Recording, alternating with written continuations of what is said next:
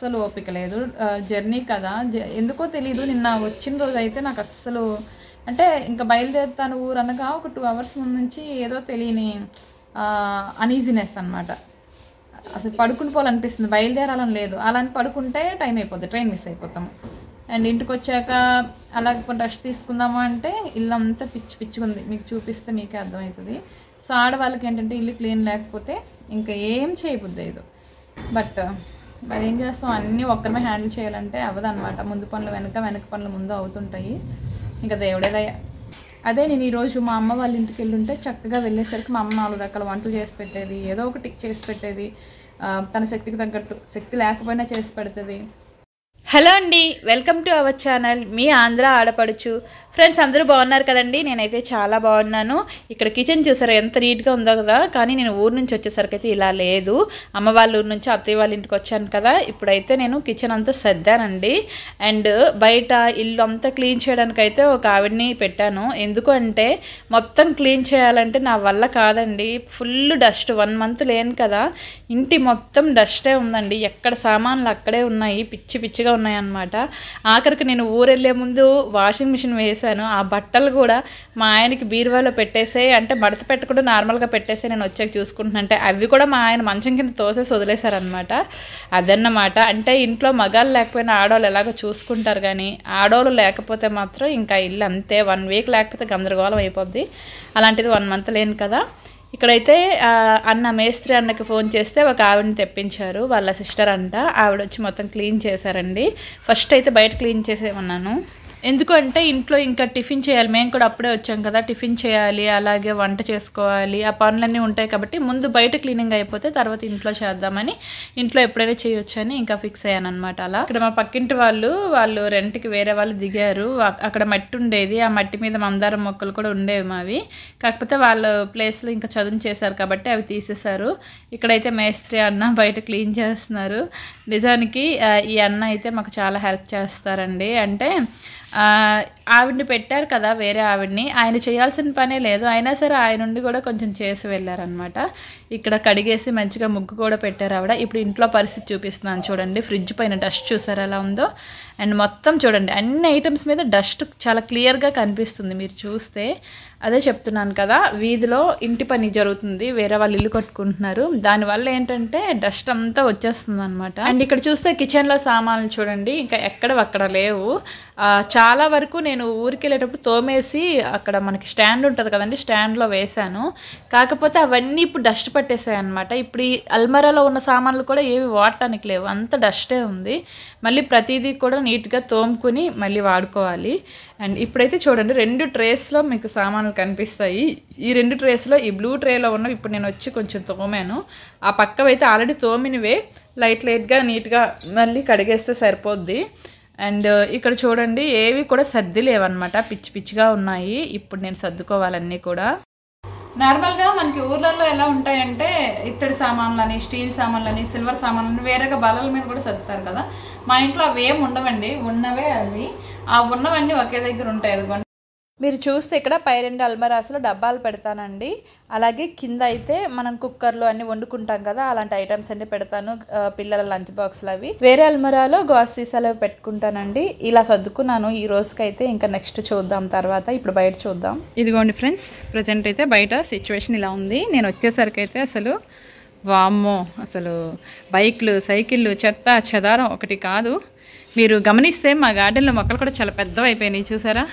నేను last time video చేసేసరికి ఈ పప్పాయ ఉంది చూడండి, నాకు తెలిసి ఈ మాత్రం ఇప్పుడు ఇక్కడ ఆకులు కనిపిస్తున్నాయా, ఆ హైట్లో ఉంటుంది అంతే. ఈ ఆకు ఉంది చూడండి, ఆ హైట్లో. ఇప్పుడైతే నేను వెళ్ళాక కూడా వర్షాలు కూడా పడ్డాయి కదా చూడండి, ఇంచుమించు స్లాబ్ హైట్కి ఇంకొంచెం తక్కువ అనమాట.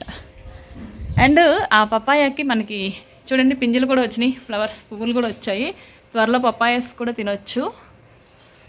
అండ్ ఈ శంకుపూల చెట్టు అయితే ఇది యాక్చువల్లీ కరెక్ట్ సెట్ చేసి ఉంటే తీగ మొత్తం అల్లేసేది. ఆ వెయిట్కి చూడండి అది కిందకి వచ్చేసింది. కూడా బాగానే ఉంది, కానీ చిన్న చిన్న ఆకులు వస్తున్నాయి, ఎందుకో తెలియదు. దీనికి ఏమైనా మెడిసిన్ ఏమైనా ఉంటుందా చెప్పండి నాకు ఒకసారి, ఏం చేయాలి ఏంటనేది. అండ్ మన తులసి కోట చూడండి, ఆల్రెడీ ఇంతకుముందు ఒక చెట్టు ఏదో అల్లేసింది తీగ లాంటిది, చిక్కుడుపాదే అనుకుంటా, అది కూడా తీసాను నేను. మళ్ళీ చూడండి, ఇది నేను ఊరు వెళ్ళాక ఈ పాదు మళ్ళీ అల్లింది, మా ఆయన తీయలేదు. నెక్స్ట్ తీద్దాం మనం. అండ్ ఇక్కడ ఏదో చెట్టు డిఫరెంట్గా కనిపిస్తుంది, ఇదేంటనేది ఒకసారి కామెంట్ చేయండి. దీని పేరు నాకు తెలీదు. అండ్ రిమైనింగ్ తెలిసిందే కదా, మందార, చెరుకు, ఇవన్నీ నార్మల్ పాతో చూపించినవే. అండ్ నేను అప్పుడు ఈ డొక్కుల్లో మెంతులుని ధనియాలు వేసాను కదా, తర్వాత వచ్చినాయి మళ్ళీ పోయినాయి మళ్ళీ వచ్చినాయి, అలా జరుగుతున్నాయండి. కాకపోతే ఈ కుండీలో చూడండి, నేను తులసి విత్తనాలు వేసాను. మెంతులు అలాగే ధనియాలతో పాటు తులసి విత్తనాలు వేసానా. చూడండి, నేను వెళ్ళేటప్పుడు ఈ సైజులో ఉండేవి మొక్కలు 1 month బ్యాక్, ఇప్పుడు ఈ సైజుకి వచ్చినాయి. ఎప్పుడు కూడా నేను తులసి మొక్కల్ని ఇలా ఎక్స్ట్రా పెంచుకుంటాను, అవసరమైనప్పుడు పనికొస్తాయని. ఇదిగోండి, ఇందులో కూడా ఉన్నాయి. తులసి కోట ఉంది కదా, అవసరమైనప్పుడు పనికొస్తాయని. అండ్ ఇక్కడ మీరు చూస్తే గమనిస్తే ఈ ఏంటిది మందార మొక్క, ఇది చూడండి ఎంత పెద్దగా అయిందో. నేను ఉండేసరికి ఇక్కడికే ఉండేది, ఇప్పుడైతే పెద్దగా అయింది. బట్ నేను ఉండేటప్పుడు మొగ్గలు ఎక్కువ ఉండేవి, ఆకులు కూడా చాలా బాగుండేవి. ఇప్పుడు ఆకులు రాలిని అండ్ మొగ్గలు కూడా తక్కువగానే ఉన్నాయి. అసలు ఇది ఉంచుదనా తీసేద్దామా అని చూస్తున్నాను. ఇదేంటో అడ్డదిడ్డంగా పెరుగుతుంది మొక్క, అండ్ మొగ్గలకే ఉంటున్నాయి, పువ్వులు విచ్చుకోవట్లేదు. కాబట్టి దేవుడికి పెట్టకూడదని కొంతమంది అంటున్నారు, పెట్టొచ్చు అని అంటున్నారు. తీసేయాలా ఉంచాలనేది ఆలోచిస్తున్నాను. అండ్ నేను గమనించిన డిఫరెన్స్ ఇంకొకటి ఏంటి అంటే, ఇదిగోండి మల్లె చెట్టు, ఈ మల్లె చెట్టుకి పువ్వులు వచ్చాయి చూసారా, పెరిగింది. తొలి కొంచెం చిన్నగా ఉండేది, ఇప్పుడు కొంచెం పెరిగింది, వర్షం పడింది కదా. అండ్ ఇది కూడా మల్లె, ఇది వేరే మల్లె అండి, కాగడ మల్లి కూడా కాదనుకుంటా, ఇంచుమించు దానికి సంబంధించిందే వేరే మల్లి ఇది. అండ్ ఇక్కడ చూడండి అంజీరా మొక్క కూడా కొంచెం పెద్దగానే అయ్యింది, కానీ అన్నీ కలిసిపోయినాయి అండి. ఇక్కడ చూడండి రోజు, అమ్మో అయ్యో రెక్కలన్నీ ఊడిపోయినాయి. వచ్చేటప్పుడు ఈ ఫ్లవర్ కనిపించింది, ఇది ఆల్రెడీ పూసి కూడా ఒక 4-5 days అయిపోయి ఉంటుంది, అందుకే రెక్కలు ఊడిపోయినాయి. కట్ చేయాలి ఆ కొమ్మని. అండ్ ఇక్కడ చూడండి తమలపాకులు ఎంత పెద్ద సైజులోకి వచ్చేసినాయి.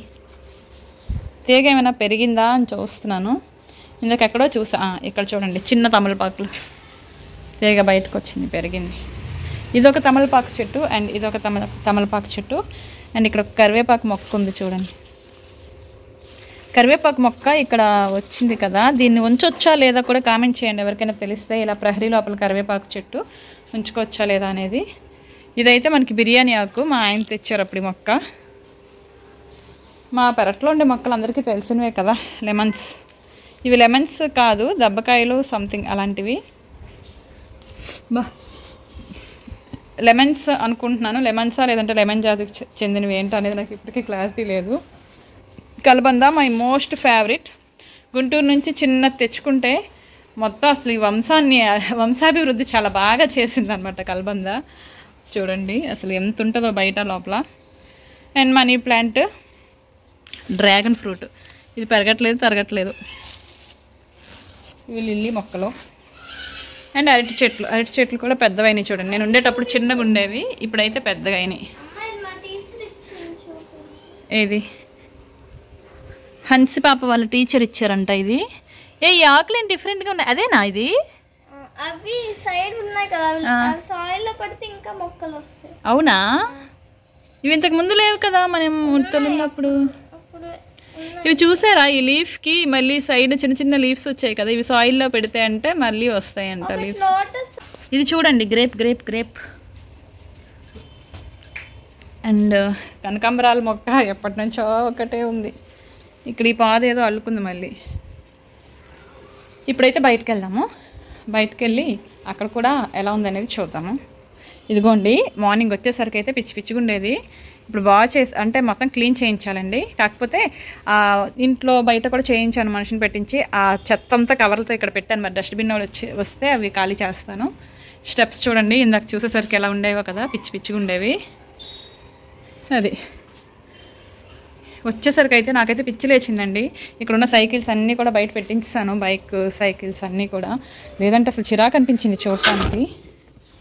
ఇదిగోండి ఈ సైడ్న యాక్చువల్లీ మందారం చెట్లు ఉడిచాను, బట్ అది అక్కడ నుంచి వాళ్ళ ప్లేస్ కదా, మట్టి మనదే. కాకపోతే ఏంటంటే వాళ్ళ ప్లేస్లో ఉంది, వాళ్ళు బాగా చేయించుకుంటారంటే మరి మట్టి కూడా మనం ఎక్కడ వేయడానికి లేదు.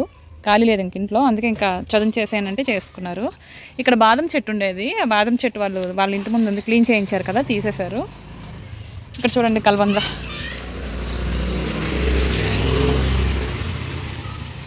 అండ్ ఈ వెదురుదైతే మాత్రం ఇంటికి దిష్టి తగలకుండా ఉంటుందని మేస్త్రి అని చెప్పారు. ఆయన తెచ్చినట్టున్నారు, నాకు గుర్తులేదు. కార్ది ఇది కవర్, ఇందాక మా వదినాలు ఇంటికి వెళ్ళారని చెప్పి తీశారు. ఇదిగోండి సైకిళ్ళు, బైకులు, కార్లు అన్నీ కూడా ఇటు సైడ్ పెట్టేసాం. అంటే అన్నీ కూడా బయట పెట్టేసాం అనమాట, ఇంట్లో ప్లేస్ ఇరుకైపోతుంది నడవటానికి అని చెప్పి. అండ్ పప్పాయాలు బయట కూడా వచ్చాయి చూడండి 2. నేను ఉండేటప్పుడు చిన్నగా ఉండేవి, ఇప్పుడు ఇవి కూడా కొంచెం పెద్దగా అయినాయి. ఓకే ఫ్రెండ్స్, నేను ఇప్పుడు గార్డెన్ ఎందుకు చూపించాను అంటే, మనం ఎక్కడికైనా బయటకు వెళ్ళి వచ్చినప్పుడు మనం ఫస్ట్ ఏం చెక్ చేస్తాము అంటే, పిల్లలు ఉన్నారు అనుకోండి, వాళ్ళు తిన్నారా లేదా, బాగున్నారా లేదా, తగ్గిపోయారా పెరిగారా, ఇలాంటివన్నీ చూసుకుంటాం కదా. సో ఈ గార్డెన్ కూడా అంతే అనమాట. మనం బయటకు వెళ్ళి వచ్చినప్పుడు గార్డెన్ ఎలా ఉంది అనేది కంపల్సరీ చెక్ చేస్తాం పెంచుకునే వాళ్ళం. ఊరు వచ్చాక మొదటి వ్లాగ్ అనుకోండి ఇది.